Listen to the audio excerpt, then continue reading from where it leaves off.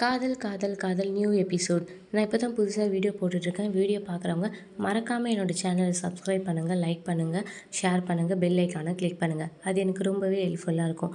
Video இன்ட்ரெஸ்டிங்காக இருக்கணும்னு சொல்லிட்டு நடுவில் ஒரு விடுகதை கேட்டிருப்பேன். அந்த விடுகதையை பார்த்தோன்னே யார் ஆன்சர் கண்டுபிடிச்சிங்கன்னு கமெண்ட் பண்ணுங்கள். ஆன்சர் தெரியாதவங்க வீடியோ கடைசியில் பார்த்து தெரிஞ்சுக்கோங்க. இந்த நாடகத்தில் பார்த்தீங்கன்னா இந்த குடும்ப தலைவர் கரிகாலன், அவங்களோட ஒய்ஃப் பாக்கியா, இல்லை சரண்யா. பாக்கியா தான் இப்போ இதில் சரண்யாவாக வந்திருக்காங்க. இவங்களுக்கு 3 பசங்க இருக்காங்க. ஆதவன் முதல் பையன், அர்ஜுன் 2வது பையன், கார்த்திக் 3வது பையன்.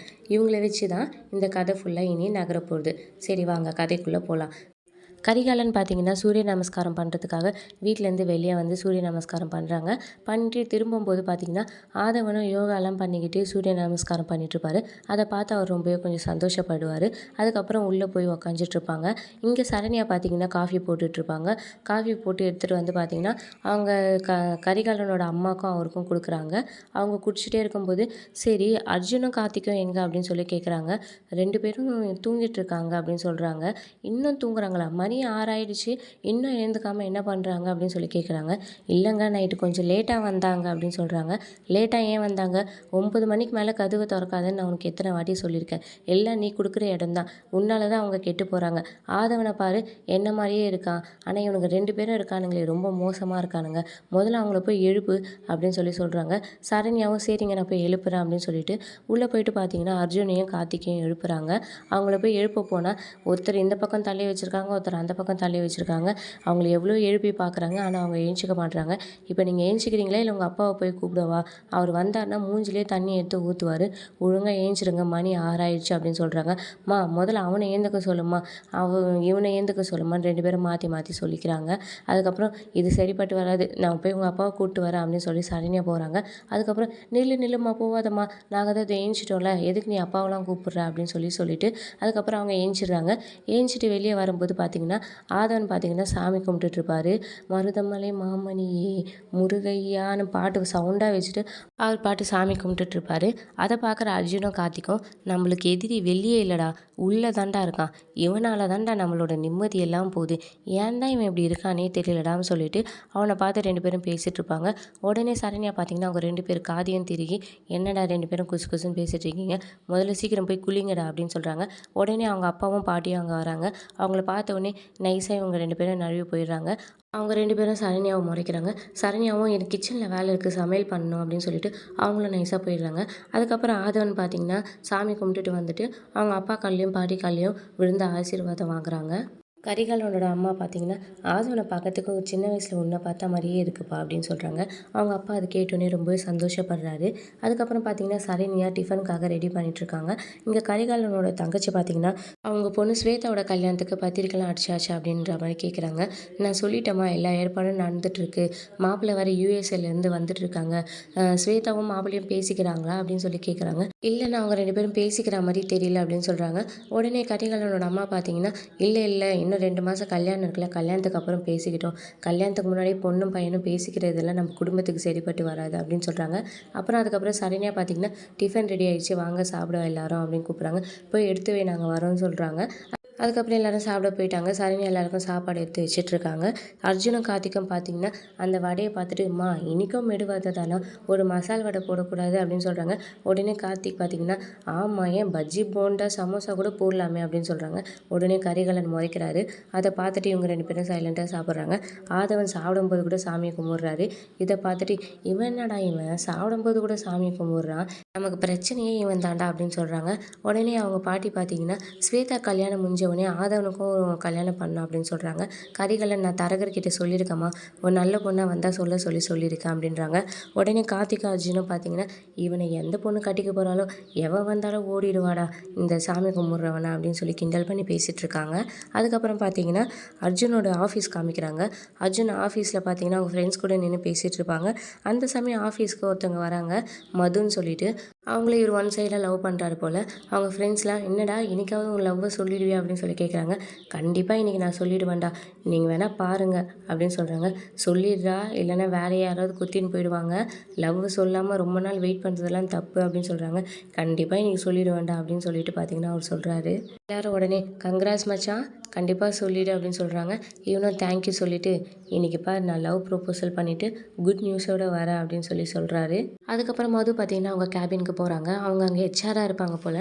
அப்புறம் அங்கே ஒருத்தவங்க வந்துட்டு குட் மார்னிங் மேம் அப்படின்னு சொல்கிறாங்க. குட் மார்னிங், எனக்கு 10 மணிக்கு சேல்ஸ் மீட்டிங் இருக்குது, அதுக்கான எல்லா ஏற்பாடும் பண்ணிட்டீங்களா அப்படின்னு சொல்கிறாங்க. எல்லா ஏற்பாடும் பண்ணியாச்சு. சரி ஓகே, நான் ஷார்ப்பாக 10 o'clock வந்துடுறேன், எல்லோரையும் ரெடியாக இருக்க சொல்லுங்கள் அப்படின்னு சொல்கிறாங்க. இந்த சமயம் அர்ஜுன் பார்த்திங்கன்னா மது கிட்டே போகிறாங்க. மது உங்களுக்காக நான் ஒரு சர்ப்ரைஸ் வச்சுருக்கேன் அப்படின்னு சொல்கிறாங்க. எனக்காக சர்ப்ரைஸா? என்ன சர்ப்ரைஸ் அப்படின்னு சொல்லி கேட்குறாங்க. அர்ஜுன் பார்த்திங்கன்னா ஒரு பேக் எடுத்து கொடுக்குறாரு. அதில் பார்த்திங்கன்னா அப்பளம், வடகம், ஊறுகாய் அதெல்லாம் இருக்குது. அதெல்லாம் மது பார்த்துட்டு இது எல்லாமே எனக்கு ரொம்ப பிடிச்சதாச்சே, எல்லாமே எனக்கு பிடிச்சதாக வாங்கி வச்சுருக்கீங்க, அஃப்கோர்ஸ் இது எனக்கு மட்டும் இல்லை எங்கள் வீட்டில் இருக்கவங்க எல்லாருக்குமே பிடிக்கும் அப்படின்னு சொல்கிறாங்க.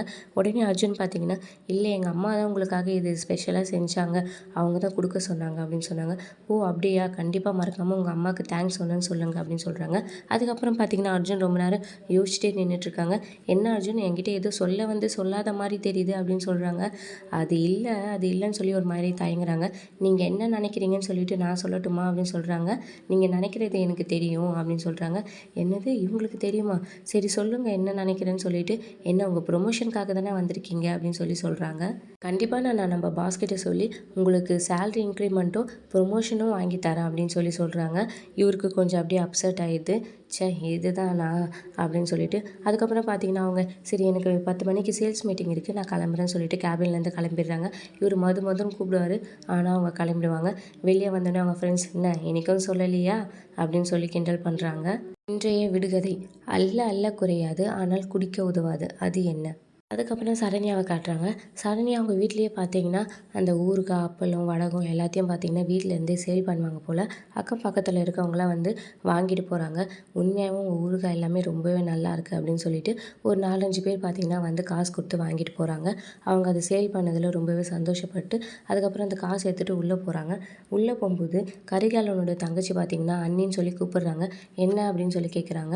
இல்லை எதுக்கு நீங்கள் இதெல்லாம் பண்ணிகிட்ருக்கீங்க, இங்கே இல்லாத வசதி வாய்ப்பா, எதுக்கு இது மாதிரிலாம் விற்றுட்ருக்கீங்க, இதெல்லாம் நீங்கள் விற்கிறதுனால நம்ம குடும்பத்தை பற்றியும் அண்ணனை பற்றியும் எல்லாரும் என்ன நினைப்பாங்க அப்படின்னு சொல்கிறாங்க. என்ன நினைப்பாங்க, நான் ஒன்றும் எதுவும் தப்பு பண்ணல அப்படின்னு சொல்லி அவங்க சொல்கிறாங்க. நீங்கள் எதுவும் தப்பு பண்ணல, ஆனாலும் இங்கே உங்களுக்கு என்ன குறை, நீங்கள் கேட்டோன்னே எல்லாமே எங்கள் அண்ணன் வாங்கி கொடுக்க போகிறாங்க, அதை விட்டுட்டு நீங்கள் எதுக்கு இதெல்லாம் பண்ணிகிட்ருக்கீங்க அப்படின்னு சொல்லி கேட்பாங்க.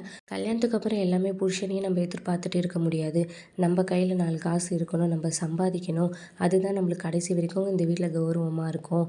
இதெல்லாம் எனக்கு எங்கள் அம்மா சொல்லி கொடுத்த விஷயம், வேணா நீயே இதெல்லாம் உன் பொண்ணு ஸ்வேதாவுக்கு சொல்லி கொடு, நாளை பின்ன அவளுக்கும் இதெல்லாம் உதவும் அப்படின்னு சொல்கிறாங்க.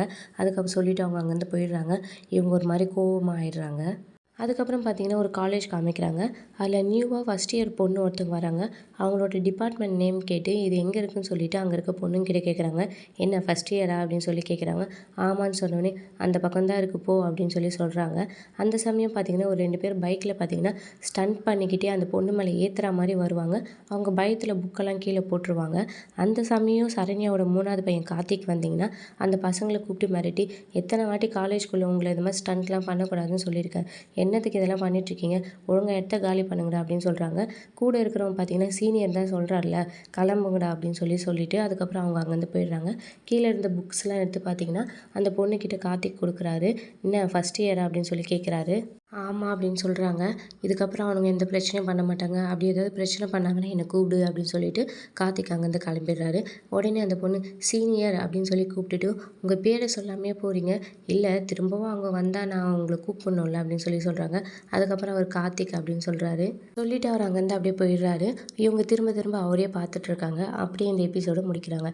இனி அடுத்தடுத்து வரும் விறுவிறுப்புகளும் சுவாரஸ்யங்களும் ஷார்ட் அண்ட் ஸ்வீட்டாக தெரிஞ்சுக்க மறக்காமல் என்னோட இந்த புது சேனலை சப்ஸ்கிரைப் பண்ணுங்கள், பெல் ஐக்கானை கிளிக் பண்ணுங்கள். விடுகதையின் விடை கடல் நீர். இது எல்லாரும் கொஷின் பார்த்தோன்னே கண்டுபிடிச்சிருப்பீங்கன்னு நினைக்கிறேன்.